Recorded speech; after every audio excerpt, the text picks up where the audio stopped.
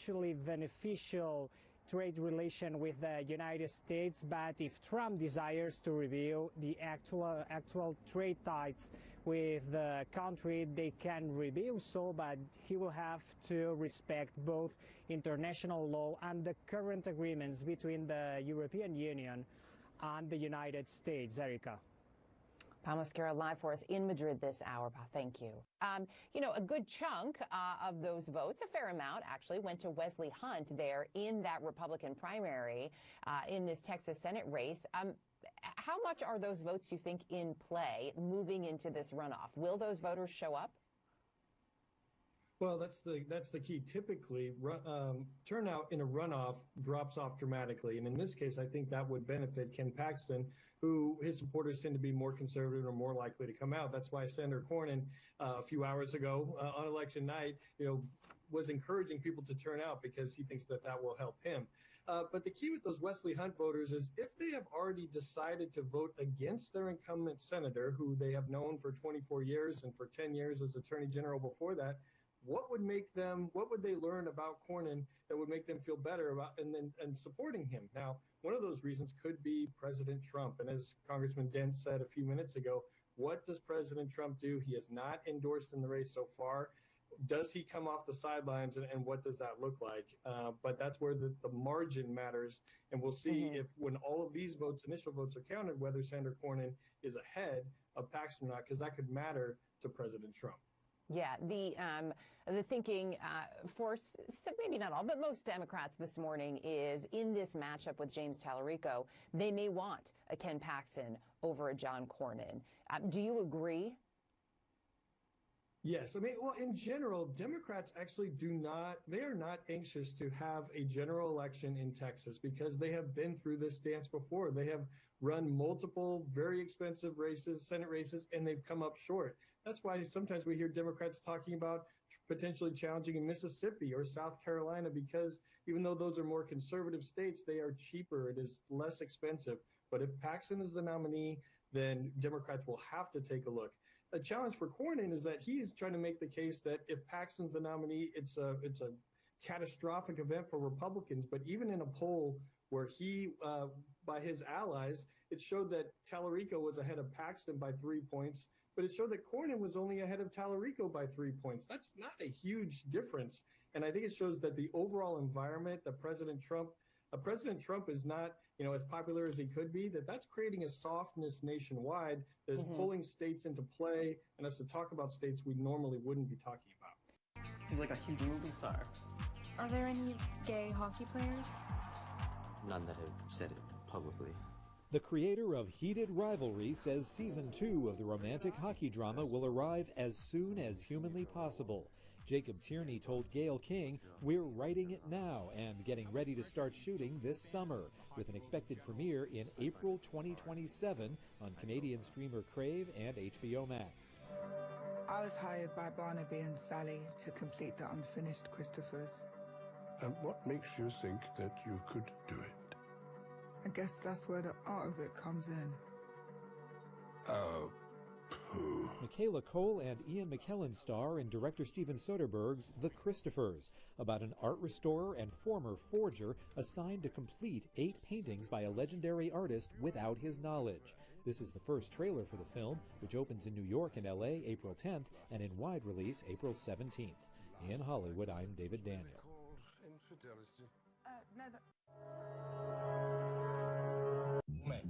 Homemade.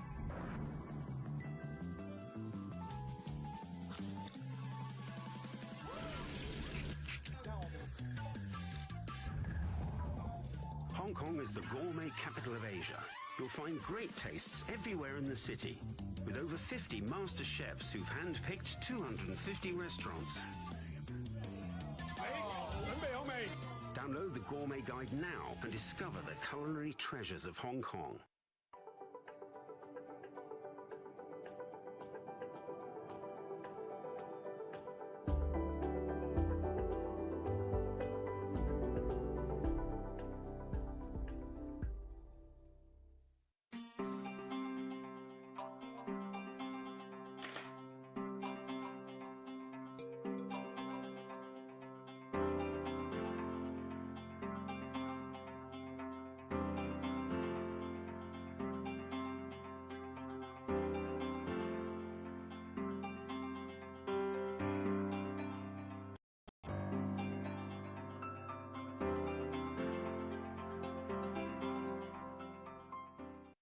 This is CNN. More people get their news from CNN than any other news source.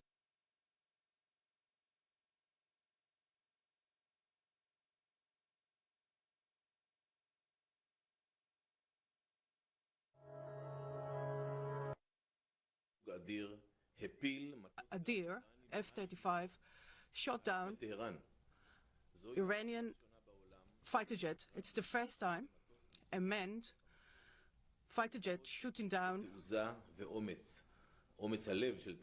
shot down in the sky of Tehran. This is showing the courage of our pilots. Throughout the night,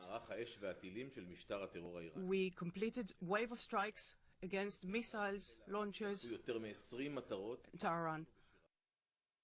So all of that data is coming in on these screens right here. Definitely. The different screens... We're inside the nerve center of Israel's emergency medical services. Magen David Adom's now fortified dispatch center. This was built about a year ago. When we were preparing for a multi-frontal war, we said we need to take our previous dispatch center, put it underground where we can assure the continuity of the EMS services. Built for a war, just like this one. Oh, yeah. So our cell phone just received a notice that in the coming minutes, sirens will probably be activated. Another wave of Iranian missiles. Screens here light up with projected points of impact. This barrage of rockets, we have almost 80 potential hitting points. Wow. Yeah. Within minutes, it's time to move. Okay, so we've just learned that there is a potential impact as a result of one of these Iranian ballistic missiles, and we're going to jump in with the paramedics to the scene. Paramedic Ori Lazarevich hits the gas. We had one rocket that struck very dense area. So and this is a direct impact? Direct, apparently, still we haven't gotten there, but it seems like it's a direct impact. While speeding through traffic, Lazarevich is also processing a fire hose of information. So we have an update now that it wasn't a direct hit, it was a very big piece of shrapnel that hit the building on the highest levels. As soon as we arrive, he rushes toward the impact site. Okay, so we just arrived on the scene, obviously very chaotic. So this isn't a direct impact, but nonetheless, you can see the damage just from shrapnel of a potential interception here. Part of this roof caved in. A half-dozen people are lightly wounded, but many more are shaken. Irina was in a bomb shelter across the street when she suddenly heard a sharp sound. And yet, shock here is also matched with another realization. If it were to be a direct hit to this building, we'd be seeing at least 5 buildings with casualties inside. And debris not so easily swept away. Well, France has deployed fighter jets to protect its military bases here in the United Arab Emirates from this growing conflict as it expands. And UAE officials say they will take any and all necessary measures to combat these Iranian attacks, regardless of how long they continue. Well, earlier I spoke with Defense Ministry spokesperson Major General Abdul Nasser al-Humaidi. He showed me how the UAE is dealing with what is a barrage of Iranian missiles and drones. Just walk us through what we've got here. Moving to this area, this is an attack suicide drone developed by the Iranians. It's called Shahed 136. It has a range of over 2,500 kilometers, and we've intercepted hundreds of these over the last 2 or 3 days.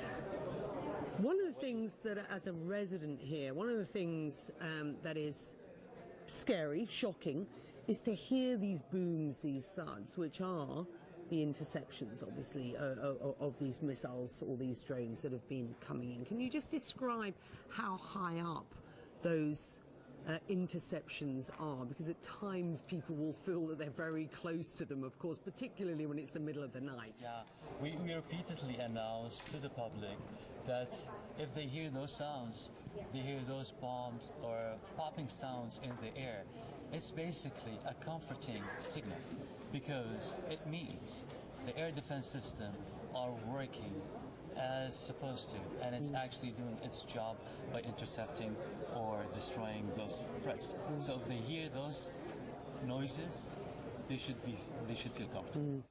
And just to be clear, nearly 1,000 missiles and drones lobbed at the UAE over the past 4 days. More than 90% have been intercepted. What you were seeing there is the debris of some of those interceptions. It has been, I have to say, because I live here in Abu Dhabi, it's been a lot quieter over the past, sort of 14, 15 hours, but it has been particularly noisy and messy as these have been coming in since Saturday, of course.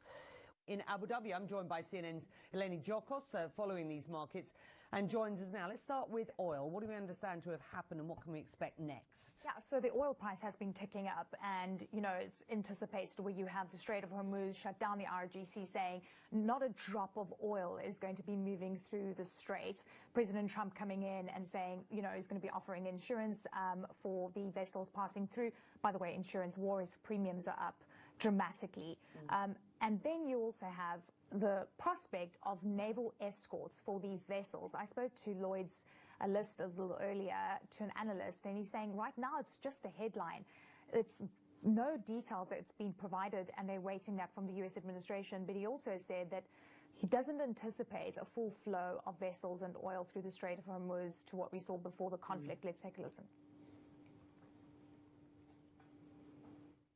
If you had sufficient naval firepower, you might be able to just about do it. But I don't think you're going to see a return to, you know, the full flow of oil, even with naval escorts, because, as you said, you know, you have direct threats from the IRGC right now. And while they are credible threats, and they are, I don't think you're going to see a huge amount of volume moving. Now, I think the reality is we are going into this war with a fair amount of supply in the system in terms of oil. So there is a buffer zone here, which is why it doesn't matter too much that we haven't seen many transits over the last few days. But if those few days extend into weeks, then we have a problem. Iran's deadly Shahed drone. You can see the distinctive profile of the Shahed slamming into cities in the Gulf. In the first days of the world's newest war, the U.S. military says Iran launched more than 2,000 Shaheds, most of which were shot down by air defenses. But it turns out Iran is also on the receiving end of these killer weapons. U.S. Central Command's drone task force, called Task Force Scorpion Strike, launched countless one-way attack drones, achieving massive effects. I'd like to point out these drones were originally an Iranian design. We took them back to America, made them better, and fired them right back at Iran. Iran released a propaganda video this week showing tunnels filled with an arsenal of Shahed drones. It's the same weapon that Iran supplied to Russia and that has been used for years to deadly effect against Ukrainian cities and towns. The U.S. military calls its version of the Shahed the Lucas, or low-cost, unscrewed combat attack system. Whether Shahed drones or Shahed clones, these unmanned weapons are now a lethal symbol of modern-day warfare. Peter Greenberg, a travel expert and travel editor at CBS News. Peter, good to see you. What are my options if I'm watching right now from the Middle East? I'm stranded. What do I do? Well, there are some connections that you can do through the ground, meaning into Jordan. That airspace is being opened on a limited basis. You already heard about Dubai. Critical for them to keep that airspace open there because Emirates is only based there, and their flight operations were completely shattered over the last 48 hours. So they're starting to reopen the airspace at about 3 hours or 4 hours at a time during daylight hours on a limited basis. Other than that, you don't have many options. You know, you mentioned the State Department trying to get charter flights in. What they're not telling you is whether or not insurance companies are writing policies for the very airlines they're trying to charter, if they're going to continue to insure those airlines, if they determine this is an act of war. Once that does that, those insurance policies become void during that time. And if they're void, then what happens? They're not going to fly. Same thing with cruise lines, same thing with ships trying to transit the Suez Canal, same thing with other countries like Egypt. If the insurance companies won't write the policies, or it's an exclusion in their policy that if it's an act of war, you're not going to be covered, what airline or cruise line or shipping company is going to put their vehicles at risk if they're not covered? So that's one of the concerns they're having right now. Okay, so that's the situation if you're on the ground in the Middle East. There are people that are watching us right now from Europe where they're waking up. They're watching in the United States, and they want to go somewhere else that's not the Middle East. What are the ripple effects of all this in terms of travel disruption? Well, if you take a look at just the Gulf countries alone, Qatar, Dubai, and Abu Dhabi, if you take a look at their traffic flow, 80% of the passengers who fly to those countries are not going to those countries anyway. They're actually flying through those countries. So the connectivity here is what's being disrupted, meaning you can't get anywhere else on those airlines through those countries. And that means other limited service is also affected. The World Cup is not a sporting tournament. It's a solar eclipse that engulfs the entire planet for its duration simultaneously.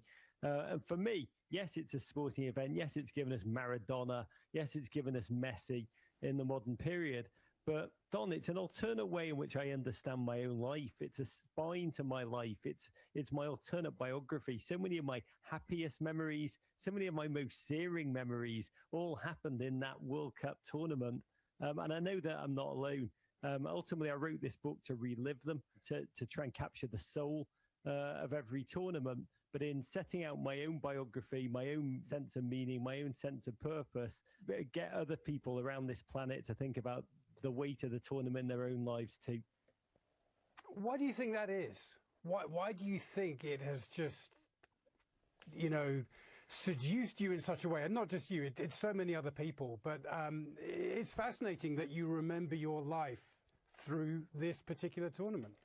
The true power of the World Cup is that when two teams take the field, their nation's histories, their nation's politics, their nation's cultures take the field alongside them. I think that's what gives the tournament such unparalleled emotional weight, the power to make profound lifelong memories. And it can take a obscure footballer, I'll pick one at random, Scalacci for Italy in Italian 90. I think their fourth string striker, and a team of beautiful looking human beings. But he had about as much hair as I did. And he came on, scored massive goals, made the nation dance. And within seconds, there were kids all over the world, in farms, on rocky pitches, on basketball courts, everybody shooting the ball at goal, screaming,